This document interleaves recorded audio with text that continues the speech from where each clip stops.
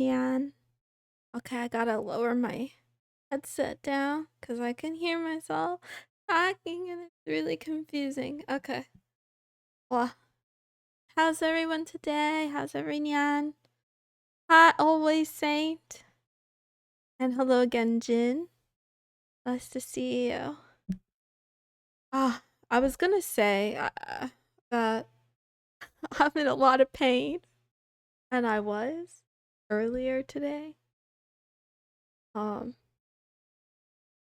But then I cheered up. So now, I mean, I'm still recovering from the pain, but I feel much better than I did earlier this morning.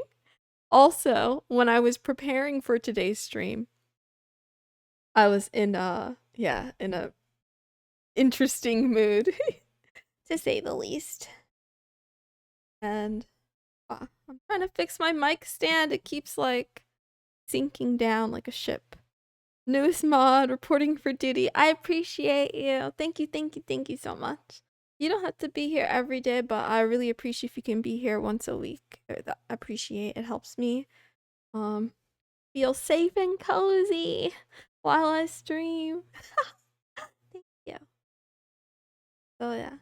Thank you to Jin the Asian. And then we also have Kiss Enjoyer, who might be sleeping right now. And we have Sassy, who's might be taking a nap right now. I'm already here daily to begin with. That's why I had you in mind, but I wasn't sure. And Feelies, hi. But Feelies is so busy, so I don't want to put more pressure. I feel like there's a lot of people that are very busy, but yeah. Originally, I only had two mods from like my very first couple of streams. Feelies have like 75 channels in Kick alone. It's insane. It's great because like doing the real work, but that's so many. I had two originally from my very, very early on streams, but the two of them are both like bigger streamers than me themselves, and they're just really busy and they can't be here. So it's no hard feelings. It's just that like I never have mods. Luckily, I haven't needed too much, but yeah. 72, might as well go for 100. True. The Jesus of modding is Feelies.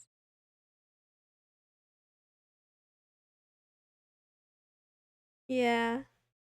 Yeah. Feelies, you're on the list too, but I don't want to volunteer people. Like, if you want to, I'm happy to have you, but no pressure. Yeah. Because you're another one who comes to visit me and is here quite often. Also, to help you out, my streams are super short, okay? I try to keep it to 30 minutes. Although, if we hit 200 followers, I might have to do a long stream to celebrate. Oh, I'm getting so nervous already. But yes, your stream started at 3 a.m. for me. Oh, I'm so sorry. That's another thing I've been talking about. I've been thinking about adding an additional stream at 11 p.m. Maybe some nights, maybe not every single night. I tried that once before and it wasn't too bad. It's just that it takes me a long time to prepare for stream. So I found that when I was doing the 11 p.m. one, I was constantly in a rush and unprepared. But yeah, it's actually 4 a.m. for me. But my sleep schedule is different, to say the least. I go to bed at like noon. I never ask for mod or badges. I know some that do, and it annoys me. It's alright, cutie. Just breathe. Take a while to compose yourself. You have us mods here to make sure you're safe. Thank you. Wow. Okay, so for today's show, good meowing, good afternoon, and good night wherever you are in the world. Thank you for tuning in to Love Talk with me, your host, Mrs. Moonson. This is a daily talk show where a kitten that's smitten discusses all things love and romance and also anime because why not? So, if it's your first time here, I do this every day at the same time. So that's 8 o'clock Universal Time, 4 a.m. if you're in New York, 1 a.m. if you're in California, um, and it's around dinner time if you're an Aussie. Because I know I have a few regulars that are in Australia, and 4 p.m. if you're Asian. That's good. Perfect. Yeah. Yeah, it's 6.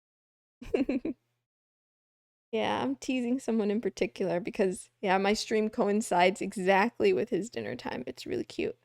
Um, I love to make it rain Monero at the start of stream. I know who is Skull Switch. Yes, this shout out to Skull Switch.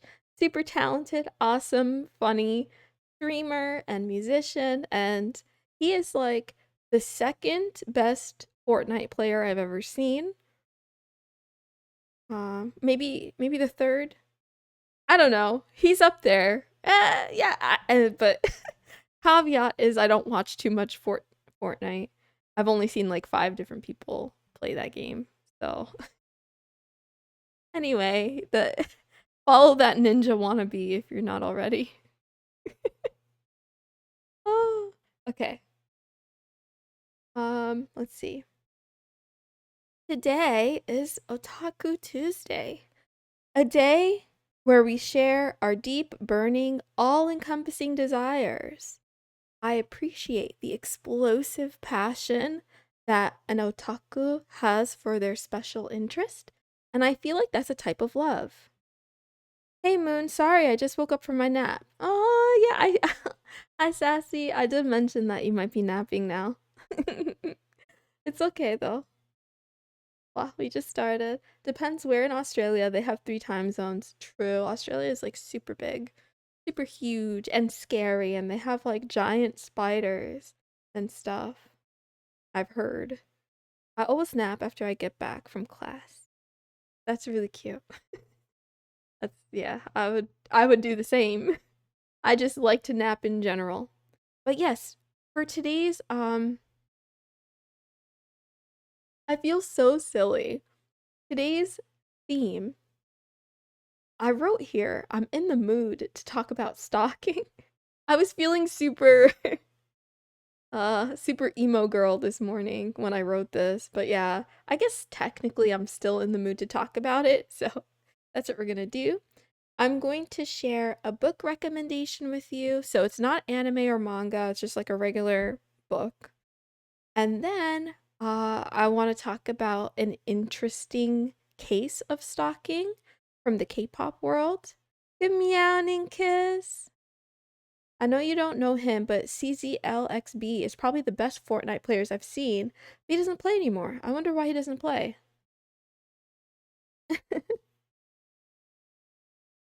I'm in the US and I gave up. Oh. And then, okay, after talking about the K-pop example, I'll leave you with some research-backed tips for staving off a stalker, like how you should deal with them. And then hopefully you'll never need this information for yourself, but just in case you do, or in case, someone that you know has a situation where they need this information, I think it might be useful. Um, Before I dive in with the question of the day, I'm gonna take a moment and say if you are on social media, Moist, how are you? Pokemon today? I'm Moist. If you're on social media, please let's be friends. Let's be mutuals. So, I don't know. I have a ton. Um Specifically, I'm interested in X. So you don't have to follow me on everything or whatever, but if you're on X or Twitter, or if you're on like Blue Sky, have you ever had a stalker No, I was the wife stalker though. I was in her walls and watched her sleep and clipped her toenails. That is like surprisingly romantic. It's only romantic though if you like the person who's doing this creepy behavior. It's not romantic when you. Anyway, don't guys, don't listen to me. What am I saying? I'm over here like these are all the reasons why stalking is bad, but it's also kind of attractive sometimes. Oh gosh. Oh. Oh yeah. Has anyone else ever been stalked before? I told you all about that one time that kid like yeah, just blew up my phone, but I don't think it was full-blown stalking.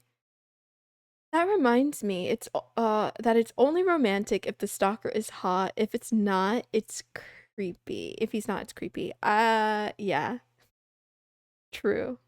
Look, oh, grats, Kicklet, you leveled up to 8. I need to get rid of Botrix. Actually, by the way, I feel like is anybody else having this issue with Botrix on Discord where it's not showing that you're live? Like it's not sending my thingies. I don't know. Anyway, that's for me to fix at a later time. Ooh. So, why did I become interested in this topic? Well, on YouTube, every now and then, I come across a story about a famous person, usually female, being harmed or threatened by a crazy stalker fan. Sometimes the stalkers are complete strangers to the subject of their stalking, but other times the victims in question either previously knew or had a relationship with their stalkers before the behavior began. But what should you do? What's the right approach? I haven't had stalkers, but I had slightly dangerously obsessive women on me before. I bet, Sassy. And grats on the Gamba kiss. You're like rolling in the Moonero. It's only a matter of time before it's worth something. But yeah, you might think that like the answer is obvious. And for a lot of victims, I notice that they kind of like don't know what to do, right? They try to tell their stalker to stop. They might curse, they might try to bargain, or they'll go to social media and like tell other people about it. Um, but there is research out there about this topic, and the consensus that I seem to see is that you really shouldn't interact with the stalker if they're trying to get your attention, because any form of attention, even negative attention, still um like reinforces them. Just kidnap them. I like that. Uno reverse. Kidnap your stalker. Problem solved. So the first thing I wanted to share with you all is a book called The Gift of Fear. I own a physical copy and I also have it on Audible. I think it's read by the author himself, and it's so good. I used to like go for walks late at night and I would put on stuff like that, and yeah, it's kind of like scary and creepy like um so this book, The Gift of Fear, um, it presents compelling arguments about the importance of fear as a protective mechanism. You're gonna read to us? I would love to. Good meowing, camp boy. Good meowing. And the book also offers insight into understanding and responding to potential threats. So, the author, if I'm not mistaken, he worked directly with like criminals and he would interview them and find out their thinking process, and he kind of like yeah, he did a lot of research on what makes them tick and why they act the way they do. Moon reading streams. I think if you're being stalked, just wear something wild. If you're attracting attention by others, then people would notice you're in danger. That's a really good point, Jen. But the scary thing is that there's something called the bystander effect. If if you've done some psychology, you might have heard of it, where sometimes responsibility gets distributed when there's like a crowd. So a lot of times, even when something bad is happening in front of people, everyone is sort of hoping that someone else is going to intervene. So they think, I don't have to because there's so many of us here. Someone will surely intervene. But a lot of times, yeah, horrific crimes happen practically in broad daylight or with many like witnesses, because when the more people there are, the more that sense of responsibility is like distributed. Whereas if you were the only witness, you might feel more emboldened and empowered to intervene or at least call the police. Imagine wearing an inflatable dino outfit and you still get harassed. The police would be confused. True, true, true. In fact, in this book, in one of the excerpts, he discusses a case where a woman was murdered at night in her. It's not funny. I'm laughing because I'm nervous. She was murdered at night in her neighborhood, and it was after like a struggle. And I think she was outside, and some of her neighbors had their windows open. And the reason the case is so famous is because so many of them came to the police to be interviewed the next day. And they all had very similar stories about what had transpired, but none of them had called the police. And then, had one of them had the courage to get involved and intervene, she might have otherwise been saved. But yeah, I'm late. Also, hiya. Hi. Hi, hi, hi. Yeah. We're just talking about stalking. I kind of mentioned how this morning I was in a bad mood. I was seeing red, so I'm like, what are some topics I could pick for today? But now I'm feeling much better, so my mood and the topic don't really go together all that well. We were just talking about you, about Fortnite and your dinner time. True, I can't shut the F up about Skull Switch. Exposed. Okay. Anyway, the key points from this book are that fear is good and worry is bad. Fear is a signal. It's like your body's natural response.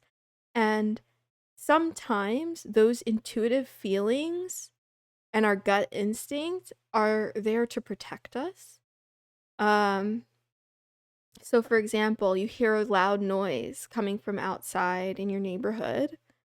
That fear that you might feel is supposed to protect you from a potential threat, right? And dismissing those feelings could put you in danger, potentially. But it's important to, like, obviously temper it. Also, I can understand. The skull is a great friend. We just enjoy talking about good friends that give us comfort.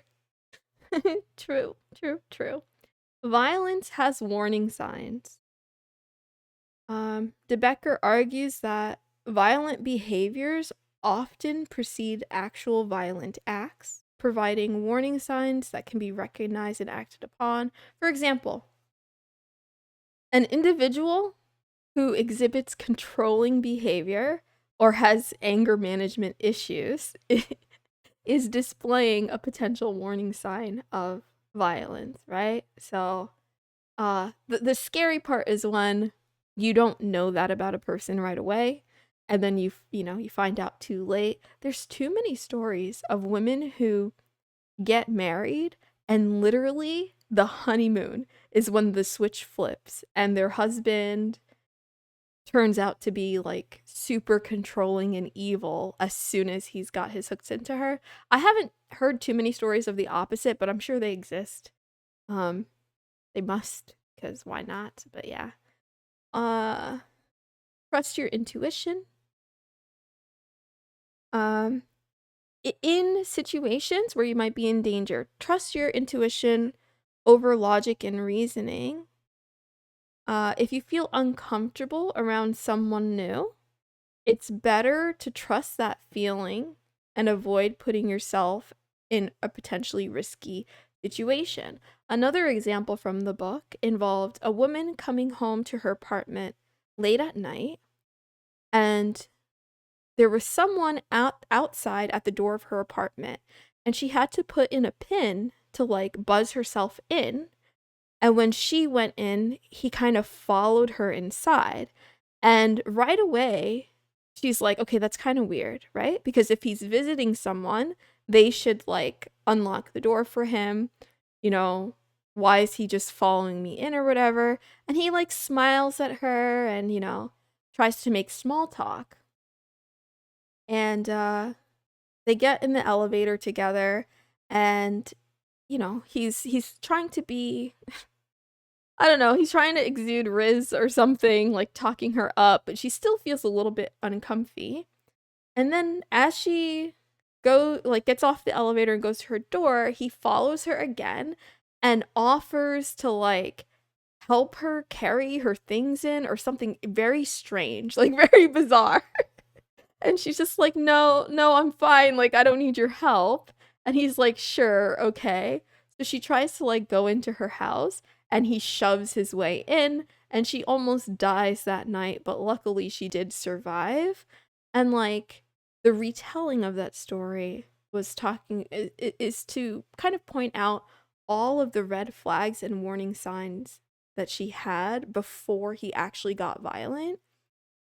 I mean, luckily she survived, but had she trusted her instinct a little bit sooner, maybe she could have like, I don't know, gotten help or knocked on a neighbor's door or something. But I get that that can be that can be kind of sketchy, right? Cuz if he was just a nice guy, that would feel awful to scare, you know, a woman to that point. But yeah, I don't know.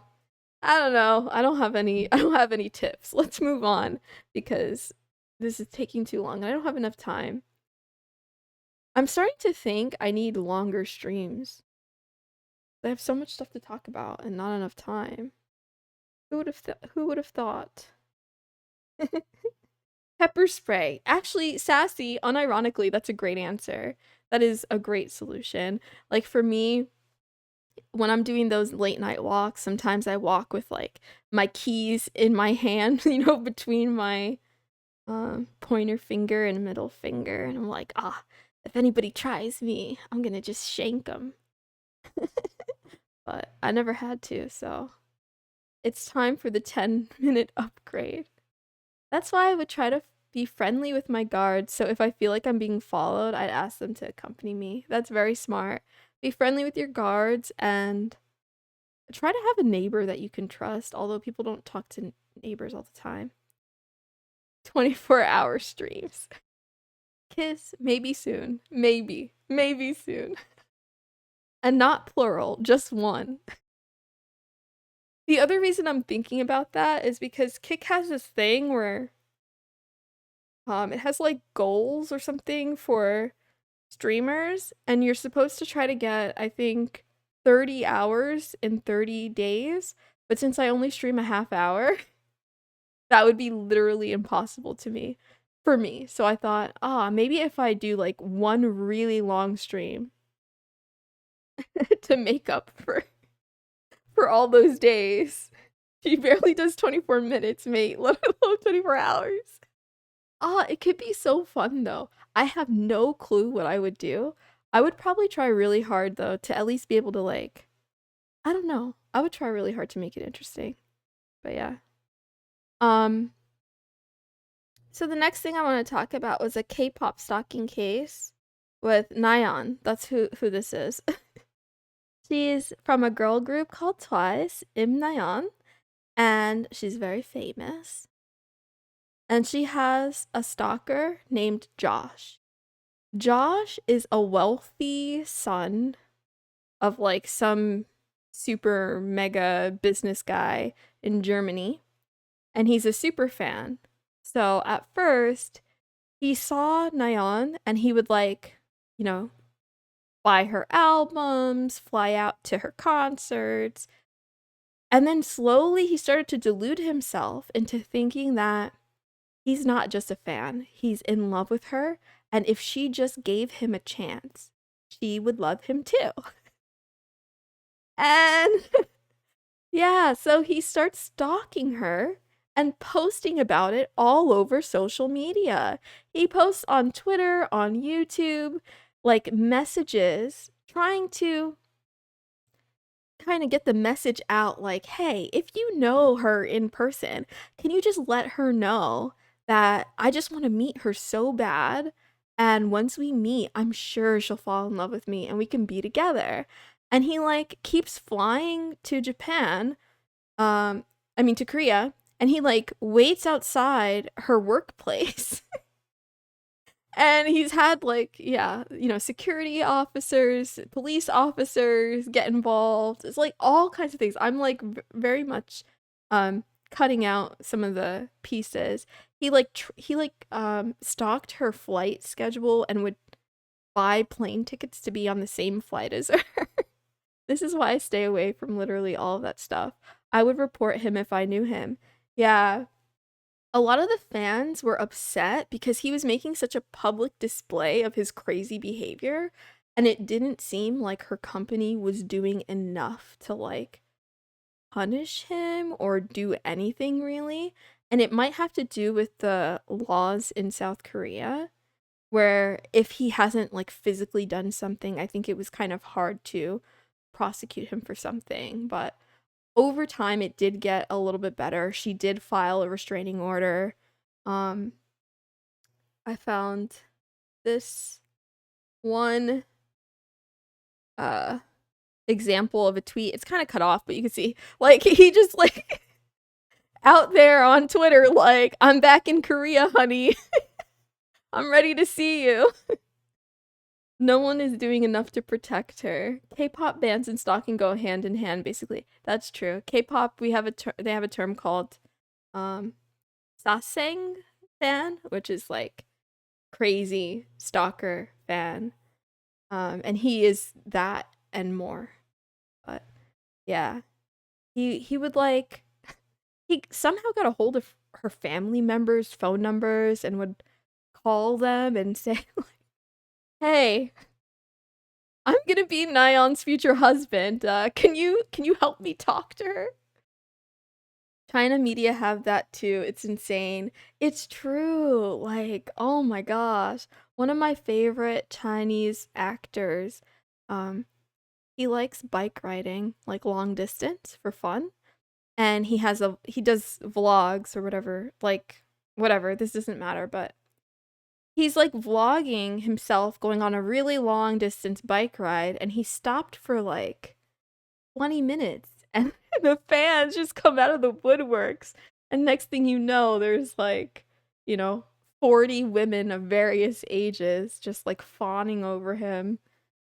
It's just crazy. Stalking, stalking, stalk, chicken stock. I love chicken stock. There are fans that despise these obsessed fans and would join forces to keep these crazy people away from the idols. Well, thank whoever for that, because clearly the companies and professionals may not be doing the best job. It's really hard though. Like with stalking, you can't really, the laws aren't strict enough. Hi, Naz. The laws aren't really strict enough necessarily unless there's like evidence of a threat and danger, and that can be kind of hard to prove. So, for the advice that I've seen, if you're being stalked, don't interact with the stalker, okay? Take screenshots, collect evidence, gather evidence.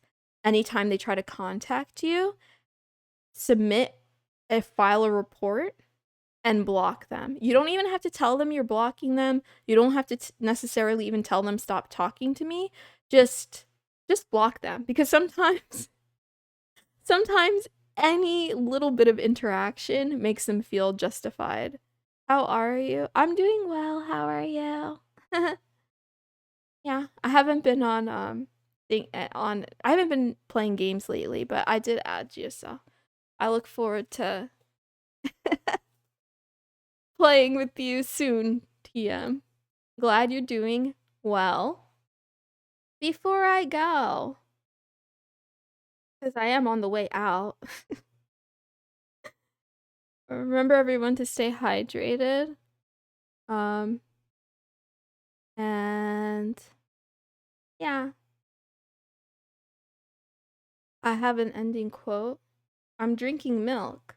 Boo, enjoy. What kind of milk? Meow. Don't cry. I'll be back tomorrow, same time. I don't even know if I should read this quote.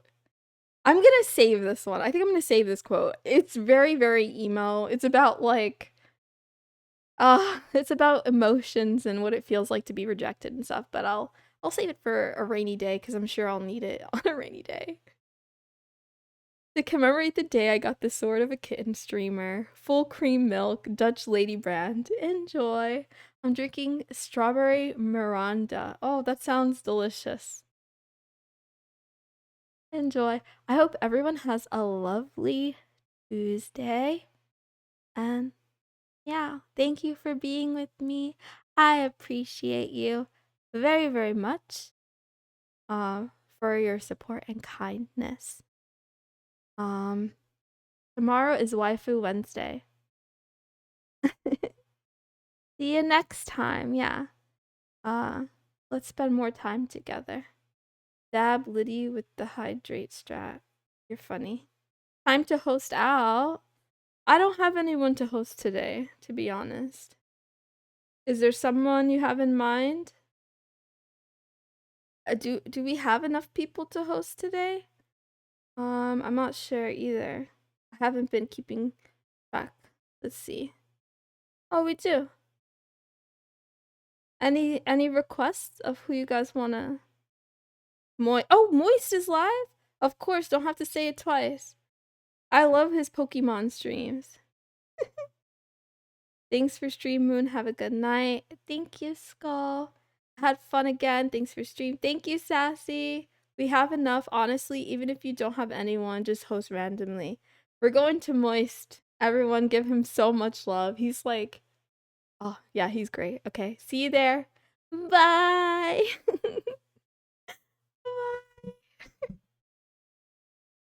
Bye. Oops. Nobody saw that. Oh. I need to start maybe practicing the duration or length of the stream. Yeah. Bye. Wah.